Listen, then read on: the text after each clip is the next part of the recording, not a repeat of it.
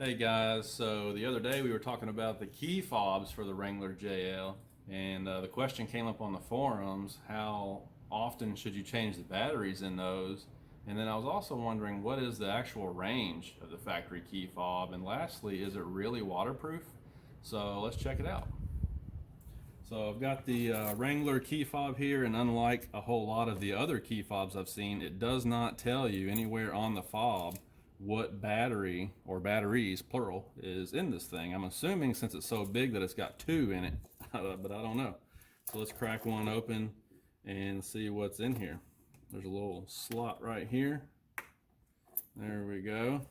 Just gently crack it open, and then I'm going to carefully go down the edge here and try not to scratch it up too bad.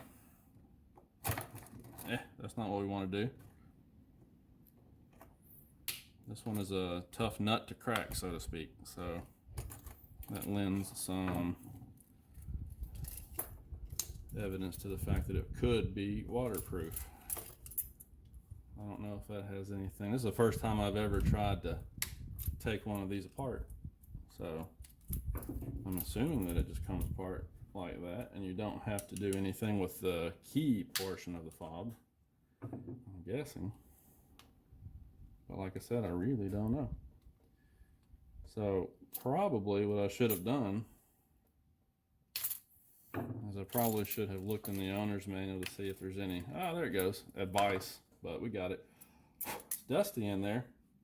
Looks like this is a CR 2450, and there does not appear to be any special kind of O-ring gasket or anything around there, so maybe the internals are kind of waterproofed. Looks like that's a little different the way that the internals are made, and it's got a nice cover over it.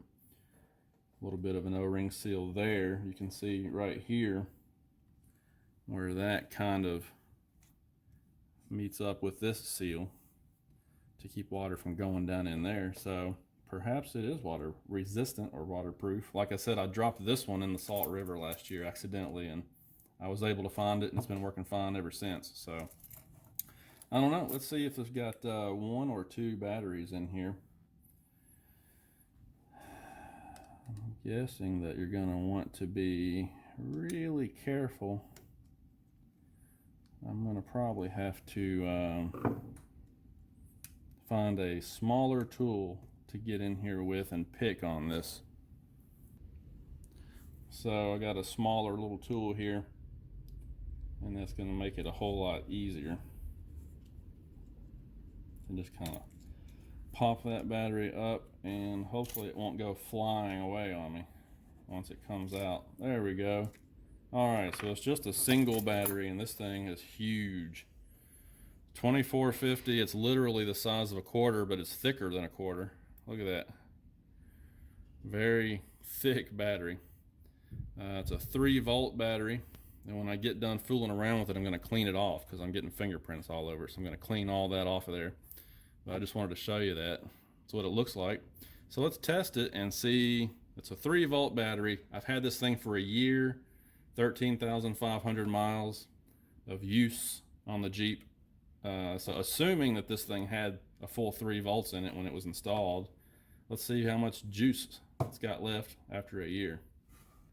All right, so I got my multimeter here, and it looks like that we're right at 3 volts. Look at that. So when I test this battery, it looks like it's got a full 3 volts. How about that? So this battery, after being used in this key fob for my Wrangler for a year and 13,500 miles, is still fully charged. So that's really awesome. So I'm assuming that you could use one of these for years. I don't know how many years, but multiple years before you'd have to change this out. Pretty neat. So I'm going to pop this back in the key fob and put it all back together, and then I'm going to go outside and we're going to test the range and see what the actual range is on this key fob. I've heard them say somewhere around 300 feet, but I'm going to see if it'll actually go farther than that. All right, guys, so once again, it's a very windy day out here, so I'm gonna do my best. I apologize if the audio quality is terrible, but I'm 200 feet away from the JL. I got the key fob here, and of course this is kind of a rural area out here. The only electrical interference I really have is those power lines up there, so this is probably a little bit better of a test environment than what you would have if you lived in the city. But we're about 200 feet away, so let's try the key fob here and see if it works. Can you hear it? No problem. So I'm gonna go back about 500 feet and try again. All right, so now I'm 500 feet down the hill. The JL's way up there. I'm gonna push the panic button and let's see what happens. Yep, works just fine. So again, these are perfect test conditions, but that's pretty impressive. Whew, now I'm out of breath from walking up the hill. Looks like Dixie's out of breath too, old girl. So the whole point of that experiment was just to show you, like I don't have the remote start on my Jeep, but if you had the remote start feature, it would work several hundred feet away. There's no telling what the actual distance is that you could go with this and have it still work. But I mean, I just went 500 feet down the hill and it worked just fine. So in perfect conditions like this, in a rural setting where you don't have a lot of interference, you might be able to go 1,000 feet away and still have your stuff work. In the city, it's probably a little bit less, but point is, the fob for the JL is really awesome. This works a lot better than some of the ones I've had before. So if you got the remote start feature, maybe you could do this from your office, and warm your vehicle up before you go out there in the afternoons or the mornings or whatever. So pretty neat. So anyway, just a little bit more info about the key fob on these things. Kind of a different video than what we usually do, but this is an important part, especially on these new vehicles. So there you go, guys. Hey, I got to get to work washing the mock because we got a car show tomorrow night. So we will talk to you guys later.